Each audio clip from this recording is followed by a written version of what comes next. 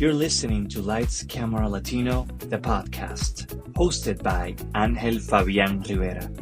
You can follow us on our socials, Lights, Camera, Latino, and Angel Fabian Rivera. Hola mi gente, welcome to Lights, Camera, Latino, the podcast. This is a place where we dive deep into the captivating world of entertainment with influential Latinos shaping the industry. I am Angel Fabian Rivera. You can also call me Angel, and I'll be your host. You can find us in our socials as Lights, Camera, Latino and Angel Fabian Rivera. Today, I have the pleasure to interview who I can call a friend now, someone who's been very active in the business for years, and I'm so excited to have you here. She's best known as Rosa, Miguel's doting grandmother on Cobra Kai, Netflix. Rose Bianco is a classically trained actress. Rose that she's known for being Mary Jane with Gabrielle Union, New Amsterdam, and she was also in WandaVision. Yes. And now she has a movie, Nochebuena, that we're gonna talk about that soon. But again, thank you, Rose, for being here with me today. Oh, it's my pleasure, Angel. Finally, we get to do this. I'm excited.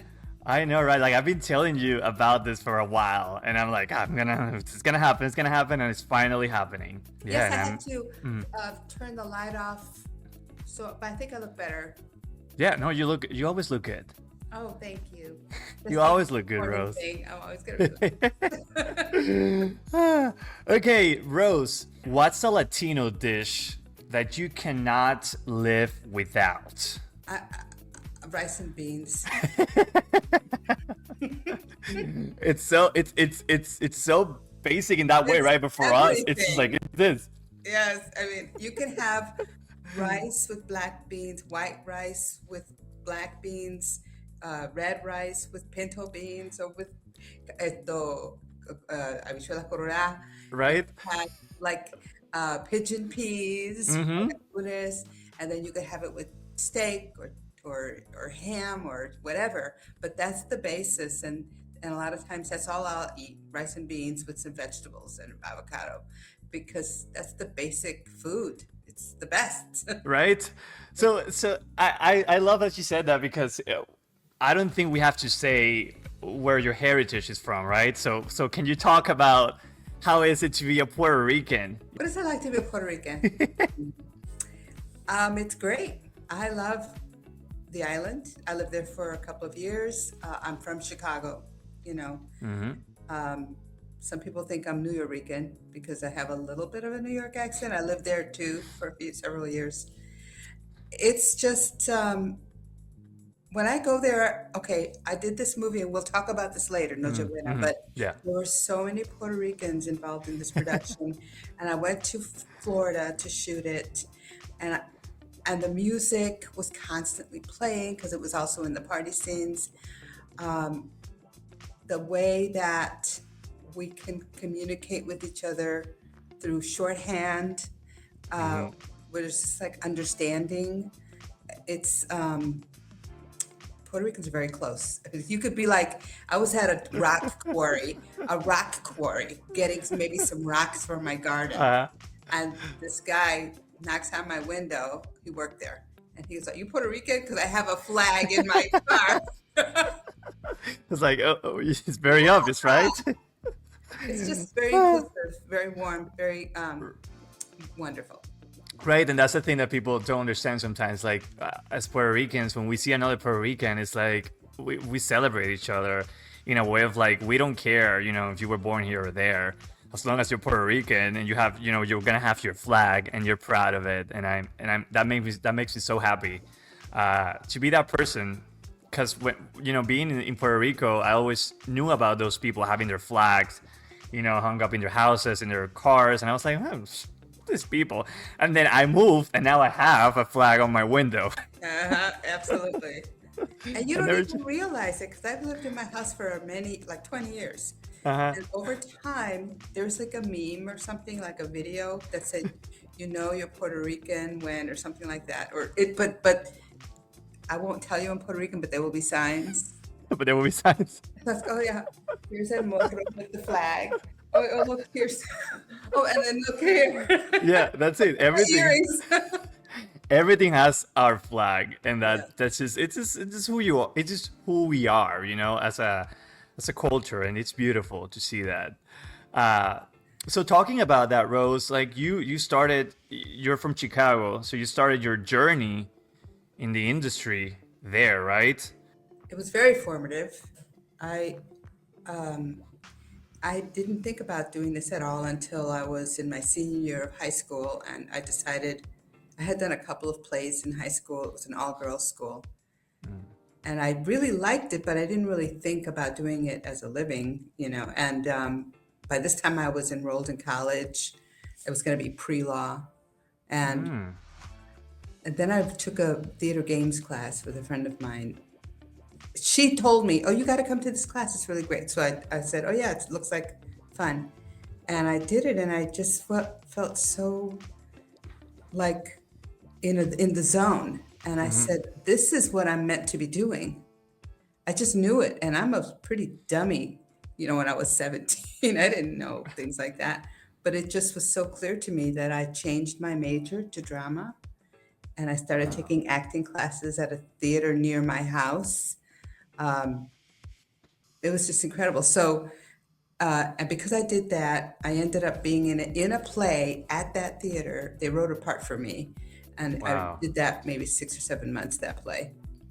And I was already starting college, but I was doing a professional play. It was equity. Wow. And and all this happened. I got an agent by the time I was 19, and I did some commercials. It was just, and then I went to an acting school. In addition to Okay. college, I also went to an acting school, and I hung around a lot with like the Organic Theater and um, the Actors Company, which is the company that did the play that I was in. And I did press releases, press parties. I was Wow. like, a little stupid Puerto Rican. Okay, I had never even been to the theater. I don't Yeah. know what I was thinking, but I said I better go see some plays and see what this is all about.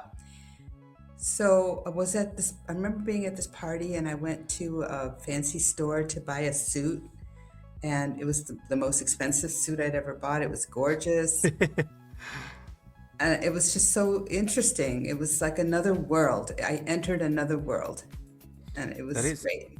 that's beautiful because that's you had something in your mind that you were gonna do the rest of your life, right? Like you were going for something, but destiny had something different for you. Like you were destined to do different things. Hmm. Completely. It was like a 360, I must believe, right? Like you were like, what's happening, right? It's Yeah. like I that is. didn't choose law. That was just my mother and I talking. Like, she said, that would be good. You can make money. I said, okay. You're like, okay. I didn't know. But that destiny intervened. Yes. Yes, and you were destined for better, for a different world, right? For better things, and you've had your career. Uh, so I wanna go back to that because you started doing that, but how was it being like Latina? Like I don't believe there were probably a lot of you in the room, right? Like how was that experience like? Now we think about diversity and inclusion a lot and representation. Back then, that wasn't a common thing to talk about. I recognized that I couldn't get into any plays because there were no roles for Spanish people Mm, written. And this is what people don't understand. There's something about me that is Latina, and also on my resume it says Spanish speaking. So people would put me in a box, right? So if it mm, wasn't a Spanish role, and we're talking about plays, anything, it mm-hmm, would be very hard to get into. I'm half Italian, so I remember when I was in Minneapolis, I lived there for a little while. I played Anita in Scapino, mm-hmm. and so I could do like gypsies. I did a lot of Okay. maids, bank tellers, and gypsies. And That that's was all. it. Yeah, I did that for the first 10 years of my life, really. Wow. It just was not a lot. Yeah. Yeah, and And there's something about it you said, we talk about today, right? Like representation, but sometimes we forget about people like you, right? Who had to go through these roles, and that was the way you could pay the rent, right? Like that was the way for you to pay your dues, and that was the only thing happening. So there was, if you wouldn't have done it, somebody else would have done it, right, for you. So there was no choice, right? And today we talk about like, oh, like I get that I'm not gonna do it, or I better create my own stories instead of doing that role. But we cannot forget that thanks to people like you, who did these roles, who had to do it in order for people to really see us, we get the representation that we get today just because of that. And I just want to say thank you, because it mustn't have been easy to do that, but it was the only way to do it, right? It was frustrating. Later in life, I look back and I think about Lupe Ontiveros. Do you know who Lupe Ontiveros is? No. Lupe Ontiveros was a Mexican actress. She played the woman who killed Selena. Oh, got that one. That Okay. lady. Okay. But most of her, if you look at her IMDb, and then you look at my IMDb at the beginning, there are many maid, housekeeper. She made her career doing that. And she stuck it out like a trooper. She was also in Real Women Have Curves. She's, Okay. Yeah. it's just, you do what you can, and some roles are better than others. Some are like, here's your coffee, sir. And others are funny, and you enjoy it, and they're real. There's nothing inherently wrong with being a maid or a housekeeper. Many of us had mothers or aunts who did that for a living. Yep. Okay, it's no big deal. But you want to do other things too, because here in my real life, I've sold steam irons. I've been a secretary. I've been a paralegal. I've sold real estate. There's so many. This is just my personal life. You could do so many other things. Yeah. So now that's catching up. I can tell you, Angel, that in the last 2 or 3 years, I think that the movie people are starting to be more diverse and give me way more opportunities. I'm getting more opportunities. I'm seeing it. So yeah. That's we had to go through all that, right, for this to happen, in order for this to happen. And it's like you said, like people, like she did all these roles because there was nothing else to do in that moment. But thanks to that, we got what we got today. We get what we get today, and now we have the doors more open for new people, more representation, this and that, and we can see Latinos, like you on screen doing something different, and we're gonna talk about a little bit about Cobra Kai too, because I'm just a fan of Cobra Kai too. But yeah, and what you do there, it's beautiful too, So before we get there, you work in theater for the first years, right? And then you started transitioning to film. How was that transition, like really changed you, or really like molded you? Because, you were new in this business, right? Like you've never been to a theater, then you started theater, then suddenly you started doing film. So how did that transition happen? We're talking about a long period of time. Yeah. Don't olvide. So I was 17 when I started. Yeah. So, and then I did mostly theater. That is it. I did some industrials. When I lived in San Francisco, I had an agent. I did a lot of industrials and a couple of commercials. And when I went to New York, I couldn't get an agent. So I did showcases and things like that. When I finally did kind of get hooked up with an agent, I did an episode of All My Children, playing a maid. And I did a couple of episodes of a show called The Street. Michael Beach is in that. And I played the clinic receptionist. So that was nice. That was different. That was different. That was different. I liked it. I had an interaction with the leads. And then I got married. And then I started a family. And I had to quit acting, basically, because I needed to get a full-time job with insurance. We just didn't, between the two of us, we needed to, get serious about getting insurance and, Yeah. making a living. So I kind of was a mom for a long time, maybe 15 years. And then my husband moved to Atlanta. He got a job here, so we Uh, moved here.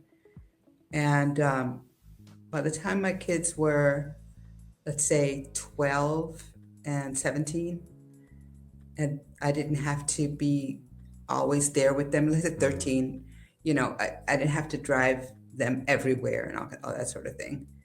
And so I started to do some plays, and then I got an agent, and then I started to do some movies. Okay, so it was a slow progression. yeah. First I did The Ultimate Gift, then I think my second movie was a Mark Wahlberg movie, um, like a heist movie. It was really good. I can't remember the name of it. And then it started like more and more. I did Project Power in New Orleans. So it changed in that because I do, let's say 10 years after I first kind of started in Atlanta, I now almost exclusively do TV and film because I tend to book. I'm not an equity actor so anymore. I used to be, but I resigned from equity to Big To Do. But Yeah. so there's no understudies, there's no pay.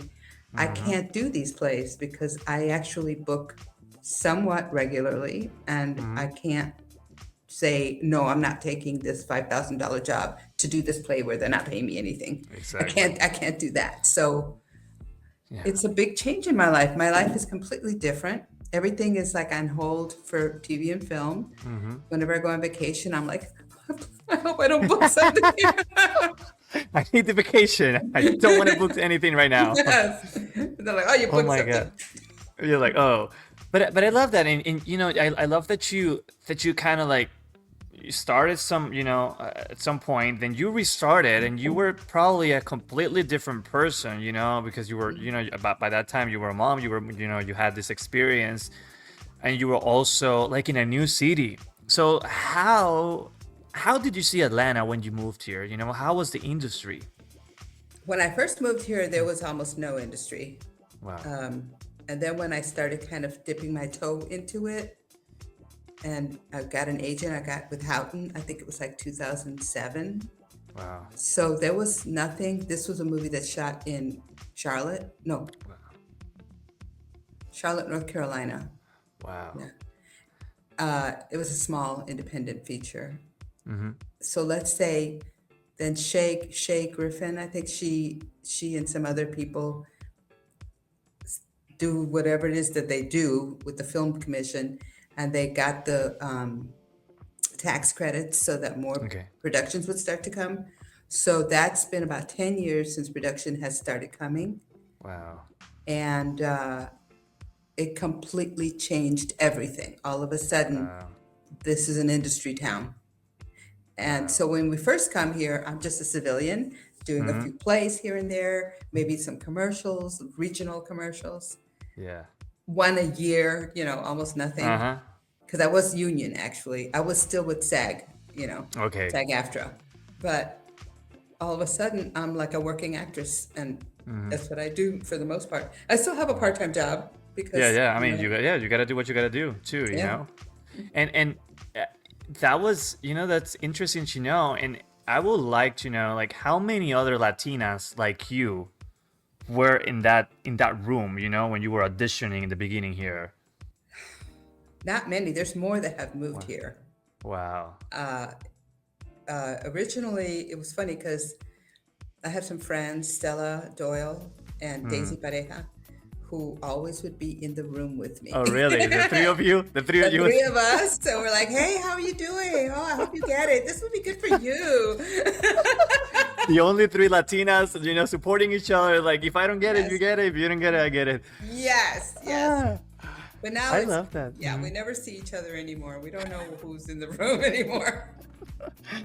But that's interesting. You were one of those trailblazers. Who put a name for Latinas. And you also that must, that's exciting, and I want to thank you because you were one of those trailblazers here. Because if it were not for you or for Stella and Daisy, they were not, other Latinas wouldn't have moved here, or they would have thought like, Yes. I don't have opportunities for myself. Right, right. And there's definitely more have come here, not just our age, but younger. There's just more Latino actors. So if you look at an agent's roster now, most agents, the main agents, you're going to look at their rosters, they're going to have a lot of Latinos. Whereas the reason that I got represented by Houghton back in 2007 or whenever was because a breakdown came in. This guy has to do a series of tests because he's, in order to get his grandfather's money or something like that. So anyway, one of them is he has to go to Ecuador to do like a test. And I was the Ecuadorian librarian. Okay. Oh. And they had no Latinos in their roster.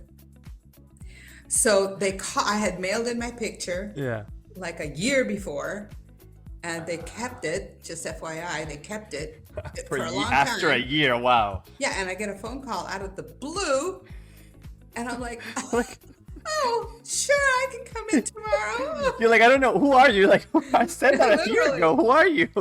I don't know if it was a year. It was a long time. And they held it. It's interesting that they held it. Mm-hmm. They called me, and this is before, texting or before taped auditions or anything like that. I went to their office. I did a monologue, which luckily I had a monologue on the tip of my fingers. Oh, thank God. That's what actors, that's what we always have to have a monologue ready. You never know. Yes. And I went in and I did it. It was great. She said, that was great. We'd love to have you on our roster. And can you come in tomorrow to do an audition? It was a thing after I said it. Like, Yes. What's happening? Yeah, so I did. And then I booked it, my very first audition. Oh my God. And- That's amazing. Yeah, and at the time, I think I was the only Latina. So it was crazy. I mean, and as you should, and you should not take that for granted, like you should be proud of yourself because you put a stamp out there, and you led all of us. You see? That's it, sometimes somebody else has to say it for you, and now I'm saying it for you, Rose. Like, you should be proud of yourself. Thank you. I will. So let's talk about, years after that. There's this big show happening on Netflix, right? Like Cobra Kai.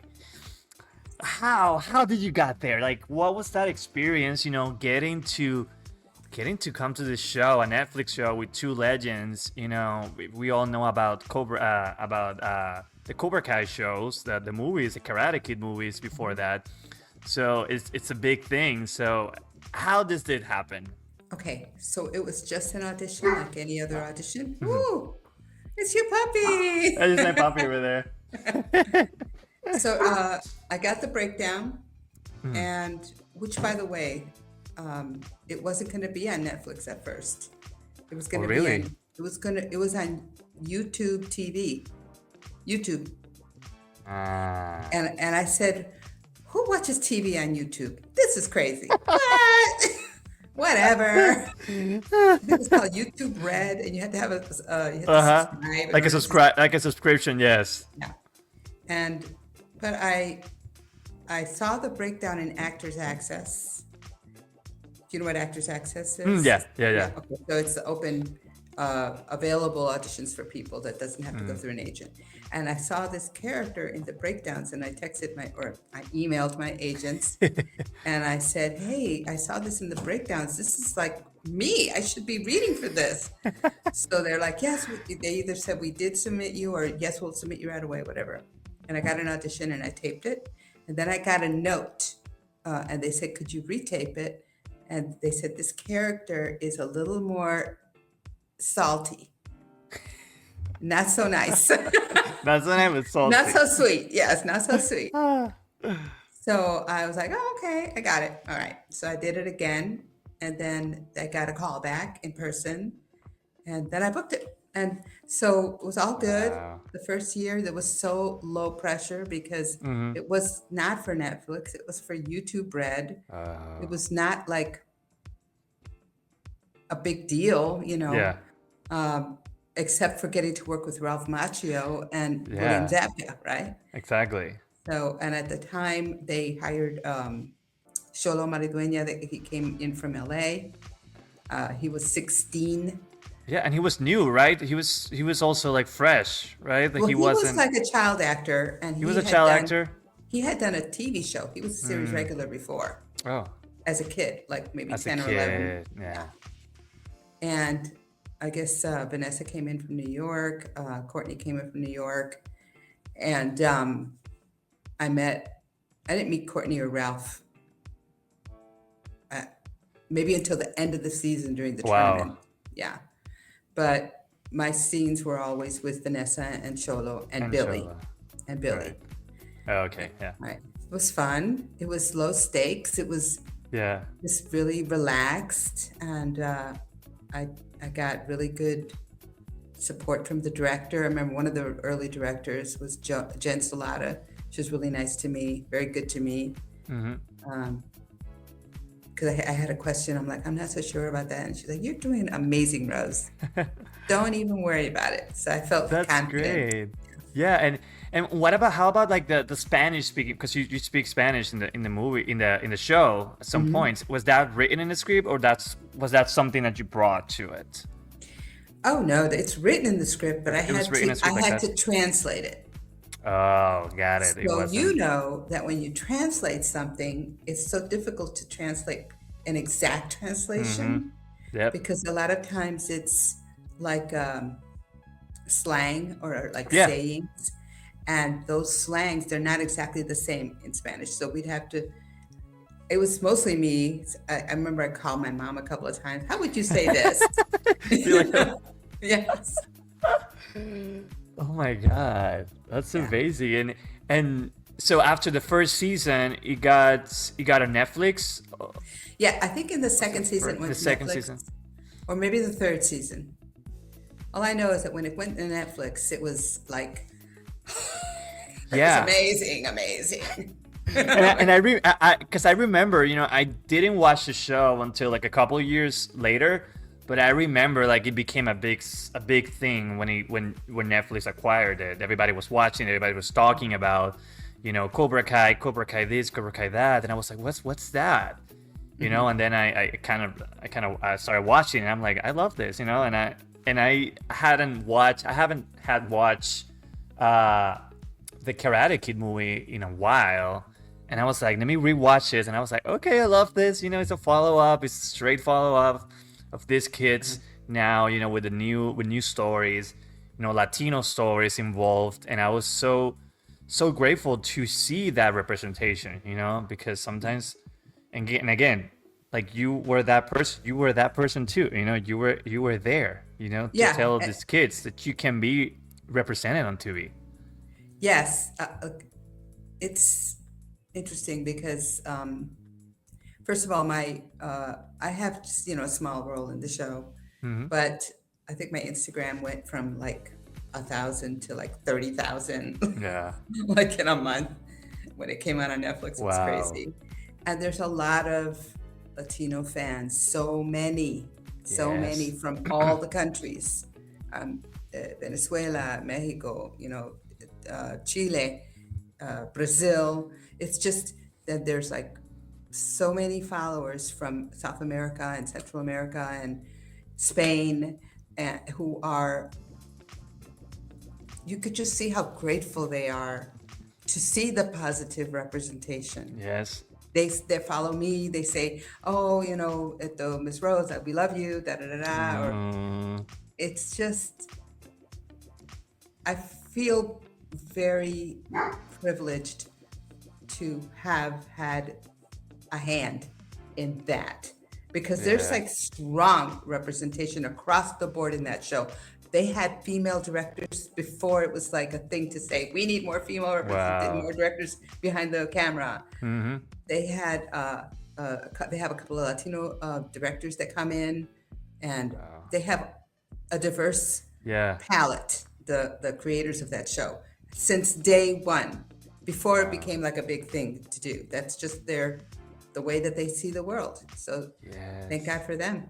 Yeah, no, and to see a Latino family being front and center represented, because we see the story of Cholo's, Cholo's story, and we follow his story, him being Latino and having his own Latino family, being completely in the front, and I love to see that, and again, all these people that grew up watching Karate Kid are Latinos, and now they can see, oh my God, like we can see us, being part of that, and that Yeah, should, that should make you feel very proud. it does. And then Sholo, who is the third lead of the show, Hmm. basically, uh, and he is like the front of the Latino representation, and he is now Blue Beetle, Yeah, which is the first Latino superhero. superhero. Yeah, Um, it is a big I think thing. it's had a big impact. It is a big thing. It is a big Yeah, thing to to see something transform into something else, and keep going up there and keep fighting those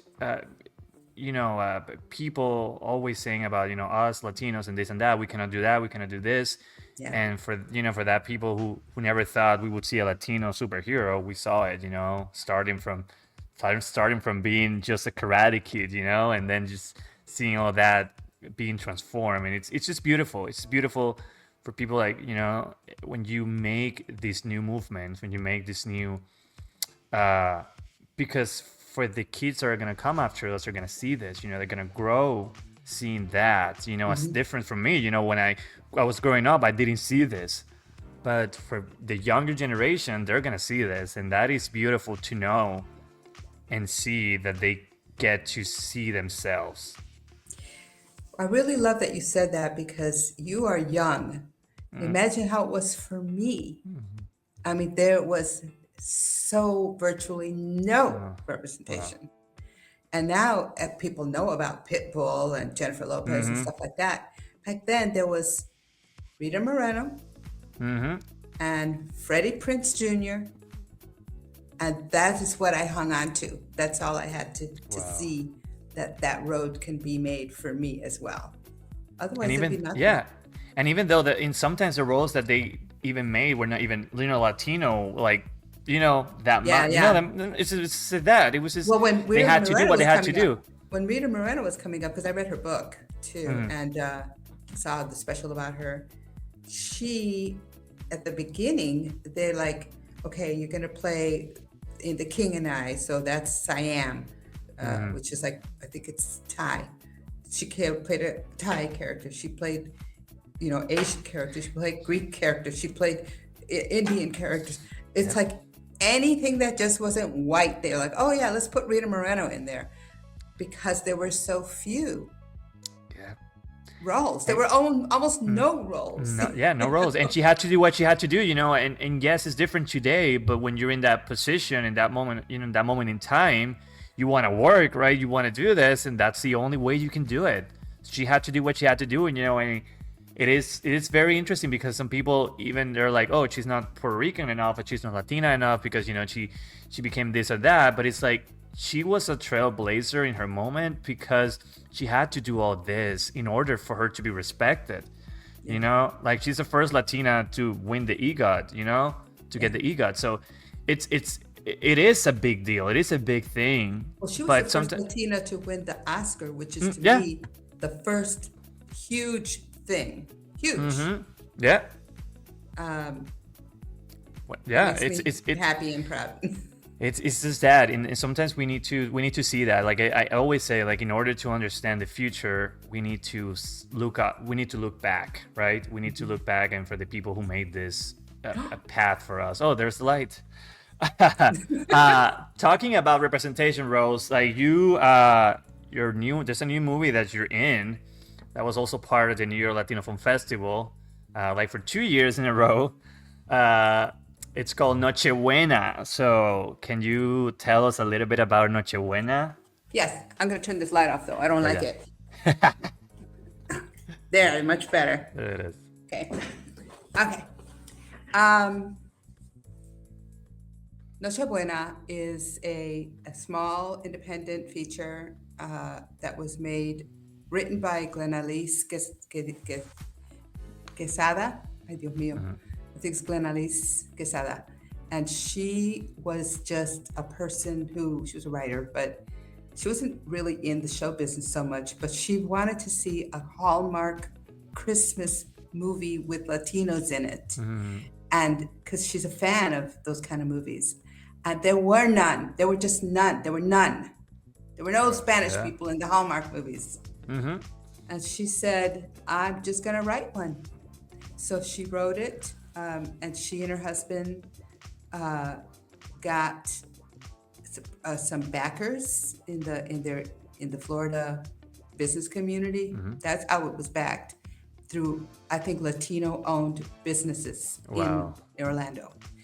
Wow. And she got Adam Lopez to direct it. She had met Adam not too far in the past, and in some kind of project that they had done. And she said, well, let's ask him. And he's Puerto Rican too. He was living in LA, I think, at the time. Or by that time, he was living back in Orlando. And Adam was instrumental in the casting. He had seen West Side Story.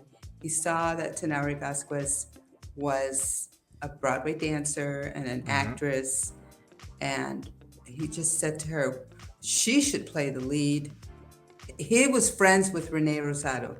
So he got Renee to agree to do it. And Renee is a serious actor in LA. But they needed a leading lady. And then I think Glendy, then at least she was like, oh, we can't get her. She's a Broadway dancer, you know? Right there, she's been doing good for, you know, I've been following her for a while too. Okay, so, but he said, well, let's just ask, you know? So they asked, and she read the script and she loved it. She said, yeah, I think I want to do this. And keep in mind that this is an indie, so we're getting like a low budget, you know, contracts. So she did it through pure like interest in the role and in the project. And when I saw a breakdown on Actors Access for this movie, but it was like for the assistant to Renee in the beginning of the movie. And I said, oh, this is shooting in Orlando. I could visit my sister and, you know. Just remember that, Yeah. And I love this idea of the Latino rom-com. What the heck? I love it. So I just self-submitted for that. And Adam saw my submission and he called my agent and said, oh my goodness, Rose Bianco is interested in this project. We would love her to play the mother, Elba. So, yeah. So I got that. And he also, Adam had worked with a guy named Christian Escobar, and he plays Tenari's boyfriend, you know, in the opening. And he's a wonderful actor. He's so good. He's so good. He's such a great guy. And then Elvia Hill, she got hired to be, you know, in the flashback, Renee's mother in the flashback. And they had a couple of teenage girls who were great doppelgangers of the grown. Oh, also, Carmen Morales was a friend of Adam's, by the way. So he exercised his you know, favors. Yeah, he was like, yeah, and that's what the networking part like comes into it, right? It's like, who do you know? How do I have access to these people that I want in my project? You know, because yes, when you write, sometimes you have an idea of who you want, you know, who you want to play, right? Sometimes you can get the person that you have in mind. Yeah, it's always worth asking. You never know. Exactly, you never know. So we did it. I went there for a week, and I think Tenari and Renee and Carmen were there for a couple of weeks. That whole movie was done, I think, in 2 weeks. Wow. The VP was Mexican. So it was like such a Latino project.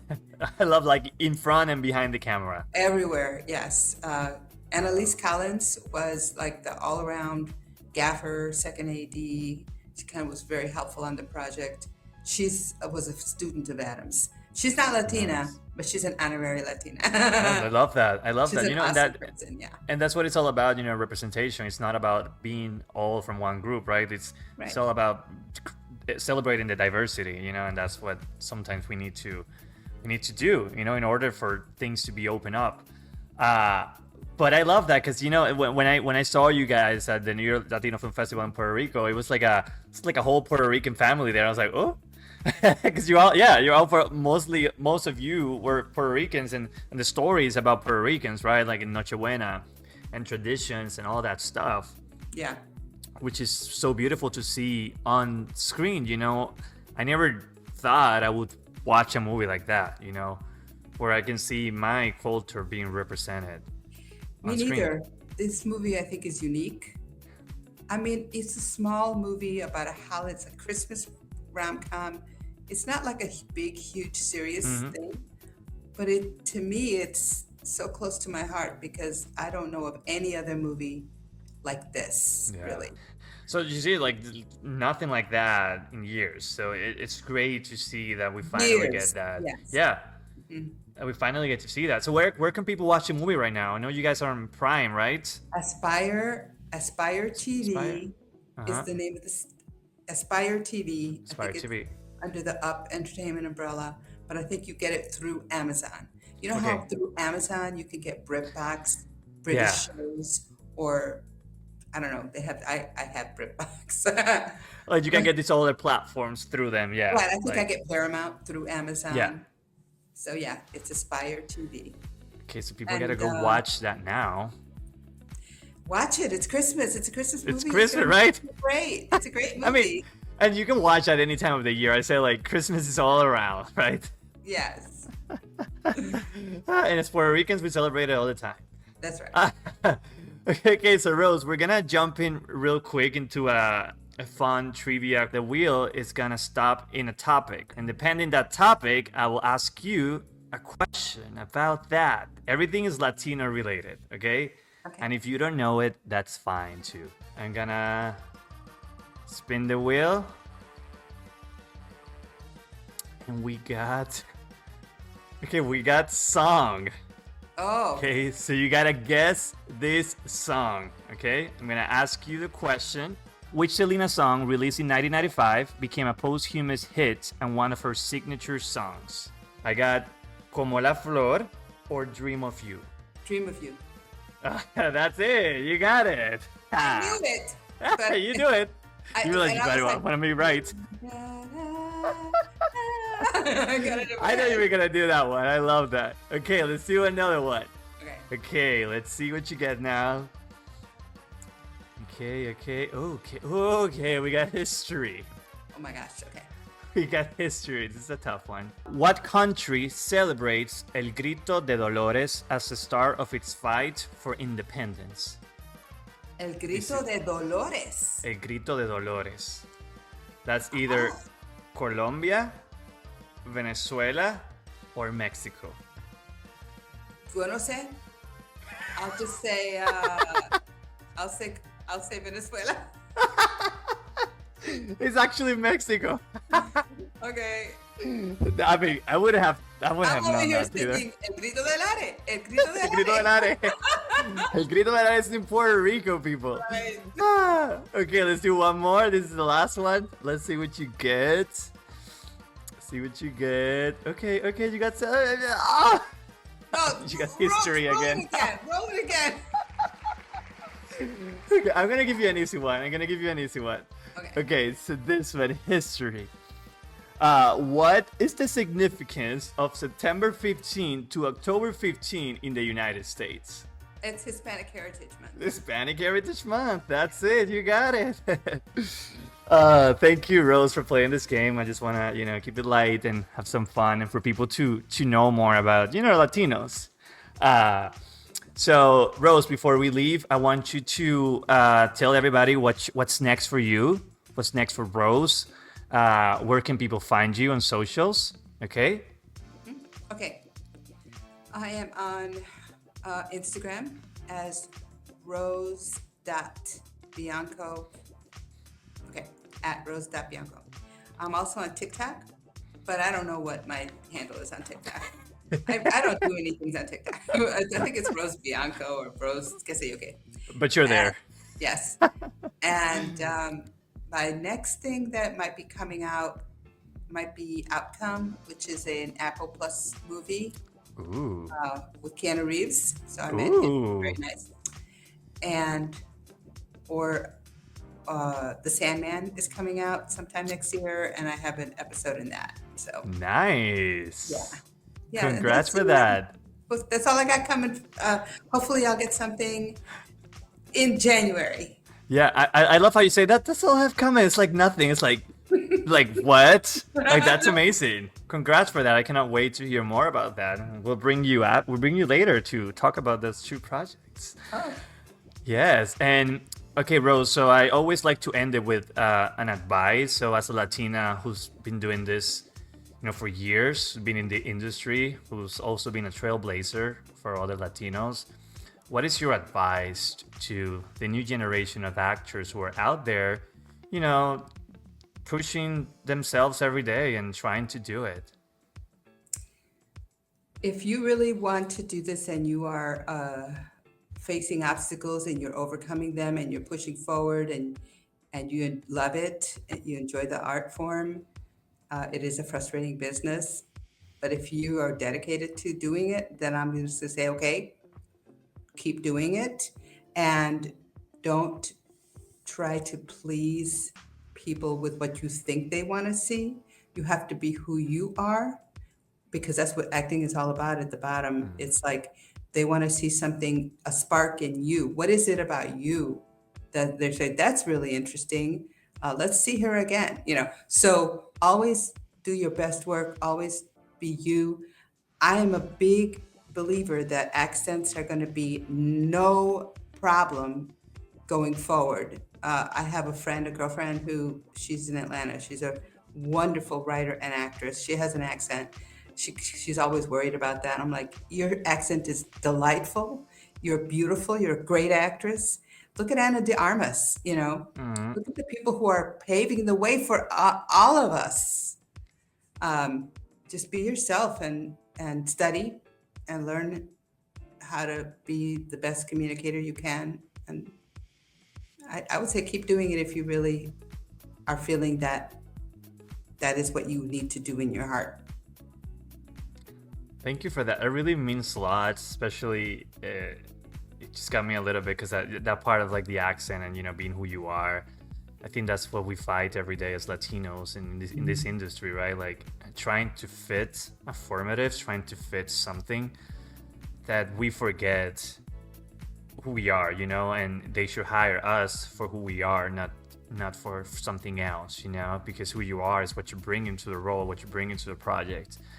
And that is beautiful. Thank you for saying that, because I do believe that people need to trust and believe in themselves more and stop doing things to make someone else's thoughts, whatever they want, like come to life. Whenever you should feel comfortable, you should feel safe by being who you are.